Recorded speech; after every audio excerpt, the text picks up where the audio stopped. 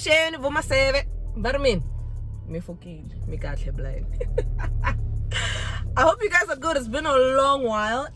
This week we're in the Haval 86 GT, which is my first Haval. Shout out to the brand for giving it to me. And yeah, very odd car. I get shocked, like it's very peculiar. Like my cars, I get frostani peel. But anyway, let me show you guys the outside, the inside, and then we'll do a full verdict. So this is the 86 GT in its entirety, and up front I think it looks very imposing. It's a very large vehicle. It looks really cool. You have these beautiful slim LED headlights with written LED premium vision over here, and they illuminate quite well. And then your fog light is slotted over there, and it rides on 19-inch wheels which have green calipers. Like, it's really cool. Like, it has this very sporty feel and look to it, you know. So yeah, I'm very impressed with it. So we're moving on to the back. I just want to show you the rear, and look at that. Would you look at that?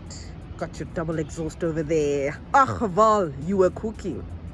Nee man, this mooi. Then you have the Haval badging over there and the 86 GT decals. I'm going to show you the boot space now, which is absolutely impressive because it has one of the largest boot space I've ever seen. Yeah, no, this boot space is absolutely great. By the way, I keep my handbag in my boot for safety, okay? So I make sure that the things that I need are in front, but it's safer to have your handbag in the back, especially for smash and grab purposes. So that's why I have it in the back. I'm glad that it's an electric tailgate because I think this boot is heavy. And I love how, even with the sloping roof line, space is not compromised. So I'll get into that a bit more when we do the verdict. But yeah, this is the Haval 86 GT, guys. This is what the interior is like. So this is the steering, finished in green stitching, and your instrument cluster screen. So to toggle the different driving modes, you press the star over here. So it'll literally change up. And now it's on race mode, as you guys can see. And then if I press it again, it's just going to go back to normal, okay? So you work everything this side, and your volume and changing the songs and toggling through the infotainment system is on this side. So here's the infotainment system, guys, which I find to be very pretty. But the only issue I have with it, that takes quite a while to respond when you click through things. Like it's buffering and loading. It's not as prompt as I'd want it to be. So it's asabaganyana, like how change happy now when you want to go through different functions and stuff like that. So yeah, I kids, man, like it's just a bit weird, but I love how large it is and it's cool. But the weird thing is that my instrument cluster is so small and then this thing is so large. Like, why is that? And let me show you guys one of the most funniest things about this car. There's no conventional volume button. There's not even that touchscreen one on the side. That's why I say I'm a steering wheel. Because there's no way Henze can drive. So I know way, boy. And then, guys, this interior is wild. It is so cool. Look at the green stitching.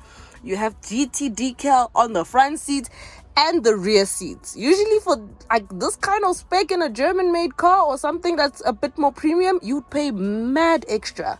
You'd pay a lot more money, you know? Got the suede Alcantara vibe going on. Like, really. Move on to the center console, which is a very swivel knob reminds me of the one in the Kia Sorento. So this is how you toggle through the gears, and your parking brakes over there, and you have USB ports down there. There's the USB port, but the one that you need, like the one that you use to connect to CarPlay, is all the way on the passenger side. So for you to connect to CarPlay, you need to plug it on the other side. Na fail.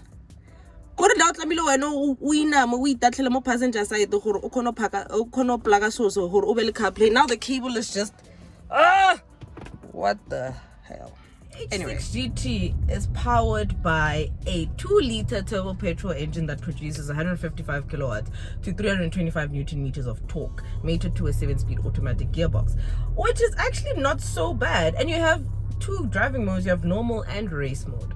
So obviously, looking at the demeanor of the vehicle, you guys will automatically think, oh damn, this is probably a performance vehicle. It's not really performance, because when you put your foot down, it's not as responsive as I'd want it to be. It takes quite a while to kind of kick in. But what I can commend it for are the gear changes. This gearbox is very, very smooth. It doesn't jitter. It's not clunky. It's not, You know, it just really moves smoothly. But even in race mode, you know, it literally just kicks up revs. Like, makes a bit of a nicer sound, you know, like the pipes just make a sound. But there's no pops and bangs. There's nothing. There's none of that in this thing. It's just loud, you know. And I'm struggling to understand why they brought in this thing, you know. I mean, if you're gonna go performance, go all out. Give us the pops and bangs, give us the driving dynamics, give us the agility, give us all of those things. But it feels like a kit, you know. It feels like a Haval H6 with a GT kit, you know. Like it just look, because there's I get frustrated, like, you know. And pricing is 629,000 rand. But for that price, you're getting everything. You're getting your CarPlay, you're getting all these safety aids, you are getting very beautiful interior, you're getting all these stitchings and decals and the seats and alcantara and a sunroof and a spoiler, carbon fiber. Okay, it doesn't have all of that, but I'm just saying, like, you're getting all of that, that package for that price. And you know, Haval is very synonymous with giving consumers cars that are fully loaded at the most competitive price, because a car like this on a German make would probably cost you north of R1 million, you know. So I do commend the affordability and how they try to give consumers something really cool at a very affordable price. So I'm still like, that car, man. Got this car. Got this car. But I don't style, Joe. It's blind. Like, it's cool. Like, it's dope, Joe.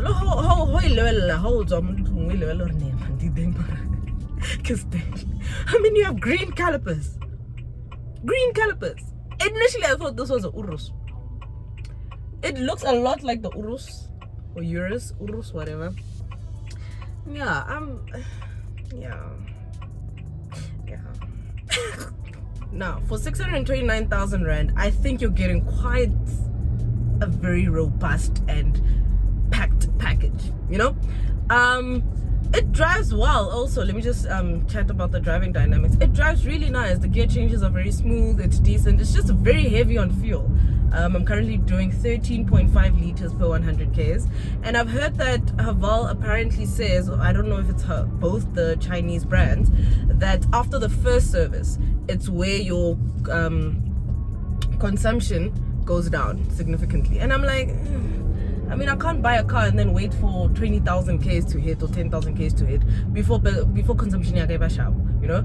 But yeah, no, it's still a bit of a weird car for me. I get trially, but just from reviewing it and being behind it, it's actually a very good package. It's a very surprisingly good package, because I thought that I wouldn't like it. I really thought I wouldn't like it, but I actually do like it. People all over the road are looking at it like, what is this? It looks so cool, looks so different, and I think it does. So yeah, it's comfortable also.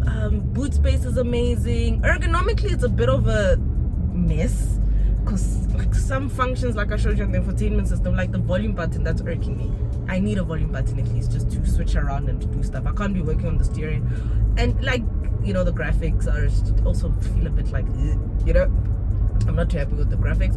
But other than that, I'm thoroughly impressed with it, and I would recommend it if you want something that's very different and that's very large, you know. This thing is huge, guys. Like, yo, even in the passenger side, you can do whatever. It's just so big, you know. You have a sunroof also, black roof lining, and for 600K, I'm a bill, guys. Like, they cooked it very well. No, Haval did a very good job with it. And yeah, you know, we're not getting the pops and bangs and whatever, and probably people will look at it and be like, you know, I'm not too sure about it, but I like it. I'm very impressed with it. So would I say you should buy one? Sure. I mean, if I compare it to something like a Qashqai is 670,000 rand fully spec'd. It's smaller. There's no sunroof. You do get a significantly better sound system. Obviously, you get the Bose in that one. But I'm just trying to kind of make you guys aware, the Chinese are really coming with cars that are super affordable and have all the spec that you need. And that's why they're so prominent on the roads, because they are really tapping into a market that is so necessary. Because with the price of cars now, a lot of people would opt for this. You want more bang for your buck. So I think that's the mandate of Haval, and with this H6 GT was to give some consumers something a bit more sportier, and to also just have their footprint in South Africa, just to give them a better mark, and just for them to just stand out from all the other manufacturers. So yeah, would I recommend this car? Would I say buy it? Definitely. For the family, it will work. It's the way the space in this thing is, it's so big. Like, yo, what a young going straight, what a kegi magi like kegi, like, yo! I don't understand. That's why I get try because I'm like, I'm trying to wrap my head around where's alarm, like where's alarm. It's very nice. I think it's very nice.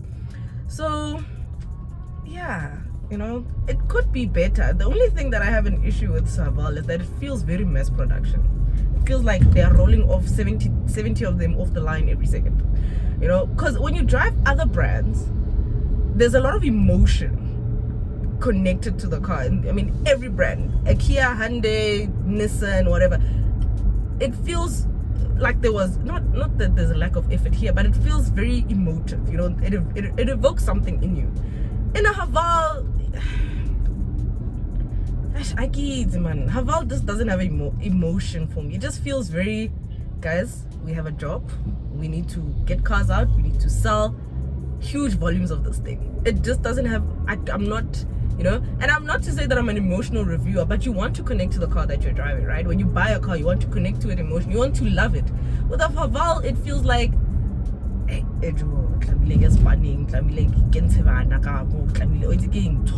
have to do this. Like, I have to wake up on a Monday, go to work, and feed myself. I have to. I don't necessarily, yeah, so it feels very mass production, but I can commend it on a lot of things. I think it's a good car. It's a very, very good car. I think, guys, check it out. But for me personally, I would get the normal H6. I don't need all of these fancy things, especially if it's not full bred performance or even trying to be performance.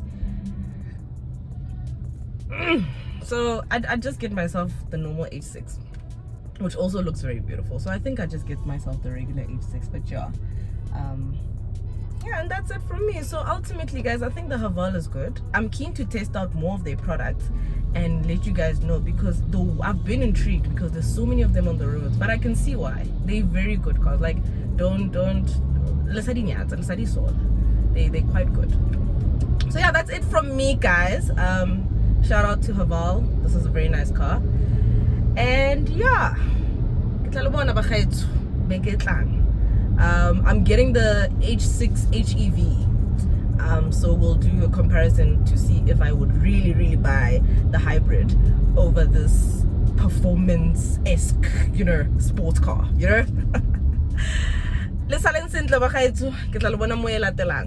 Bye.